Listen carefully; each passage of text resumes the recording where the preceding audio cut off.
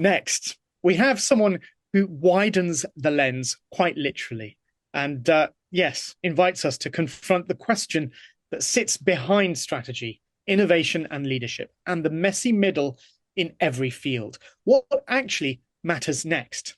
He's also a bit of a professional chameleon, which makes him the perfect person to talk about the future because he's lived several of them already. Scott McArthur is here with the provocatively titled keynote, WTF? What's the future, Scott? I'd like you to meet someone really important to me. This guy here, he's called James Scott. And this is a picture that was taken in 1940, just as James had been pulled out of the water after having been in the water for 3 weeks. He was one of 5 survivors of 60 from a Polish submarine that was sunk by the Germans. This man really inspired me, and he also taught me about other people that were inspiring. And one of them is Alan Turing. And he's the chap who famously decoded the machine that the world was waiting to be decoded to save lives. And he ended up saving millions of lives because the people reckon Turing saved 2 years of the World War. And there is no doubt he saved my grandfather's life. And therefore this talk, if you think about it.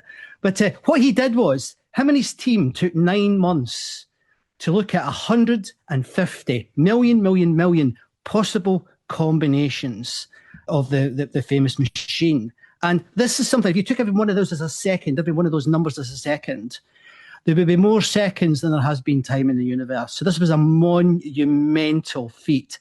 And it took them all that time to get the answer. And I think there's a really important lesson there. Of course, this inspired me, as did Jimmy. And I ended up wearing this it doesn't quite fit as well as it used to fit, folks, but this is me with Amanda, my gibbon. I'll tell you about her another time. And I spent my time looking at bones and at brains, and I did 150 partial autopsies over 3 years. And my analysis took all that time. And eventually we published across multiple journals. And I was one of the first people to talk about hyaluronic acid, which is now all over the media as a product to help reduce aging and wrinkles. It doesn't work. But nevertheless, it was used for other things very important like arthritis. But all of this together, I've started to see the patterns. And believe it or not, I also worked on astute submarines. All of this coalesced together. And when I was thinking about my latest speaking assignments, I started to think, what do I actually do? And what I actually do is help to make the invisible visible. Now, as I said, Enigma machine was solved in 10 months. And weirdly, and it's a coincidence, it was the Polish submariners that started that progress. And my grandfather's submarine was Polish because he was in the SBS, the Special Boat Service. If you look at what they did with the Enigma, it's incredible. And what they can do now, just simply with ChatGPT, you can solve the Enigma machine in 10 minutes. This has been done by multiple laboratories. My own work took me 3 years. It would take a matter of seconds for the current technologies to solve my analysis. So all of this is pointing at something I think is really fabulous. However, we live in a time when there's lots of this about. Every time a computer does something amazing or something fantastic happens with a bit of code, guess what? That's AI. It's almost like the AI wash it. They whitewash everything and call it AI. And this is partly why I believe that so many of last year's AI programs failed. 95%, according to MIT, pilots failed. And that's basically because they were looking at it from the wrong way. And they were labeling things AI, people bought them, didn't know what they did, didn't know what they could do, and they failed. Were they surprised? Absolutely not. And that's why I call this period that we're in, and I think it's the first time in history where this really is true, we are in the messy middle. We're in the messy middle. And at this point, I think what is happening all around us is we are pretending to know more than we actually do. And this is what happens. When you attack something that you pretend you know what you're doing, you end up crashing. And we're seeing it all around us. And in my work, see, I'm a carbon-based hominid. And I have NI, natural intelligence, NS, natural stupidity. And I think the combination of those and my background as a scientist gives me an edge. Because the first thing I always do, always in this space, is I go behind the garage doors. I'm interested to know what is actually happening. And it's not with the big boys. It never has been in human history, and it never will be, I don't think, even with the current technologies. And I'm really interested in that because that, to me, is where the secrets are. So I've compiled a list of what I call the wonders of the future. Now, I'm not going to talk about all of them today. We don't have time. But this is a constellation of technologies that I believe are coming, but most people can't see. And this next bit always fascinates me. It's weird. It's all these guys like Brian Cox standing there telling you when the comets are going to arrive is fantastic. And we're really good at the mathematics. But you know what? And I'm going to break into Scottish here. We haven't got a clue how a wee moose works. We just don't know how they work. Because our lenses are limited. And in business, it's usually about making money. And I think there's an opportunity here for organisations to start thinking differently and let this wonder just squeeze in to their thinking. Let me show you the building blocks. This is a picture of a cell. Now, you might know that we're made up of cells. You probably don't know we're made up of 30 trillion cells. This is an incredibly complex thing. You are an amazing feat of evolution. It's absolutely fantastic. This is why physicists don't like doing biology. It's far too complicated. But the thing here is each cell, listen carefully to this, it's quite scary actually. Each cell is as complex as a city the size of London. And that's why biology has been out of our reach for a very, very long time. But things are changing. And let me do a little experiment with you just for a minute or two to see if you get what I'm talking about. You might be familiar with one of these. Have a look at this picture. It just looks a bit like a mess, doesn't it? It's lots of information. It's a bit sort of fuzzy. But you know something? There's something hidden in this image. Can you see it? Try to look beyond the image. Relax your eyes. Try to see beyond. Now, one or two you might beginning to see what it is. One or two of you might not. And that's the whole point. With technology like we have today, and with this wonder I'm about to share with you, this can change. Take a screenshot, folks, because what you're actually looking at is a butterfly. It's hidden in the image. And this is one of the key things that the current technology can do.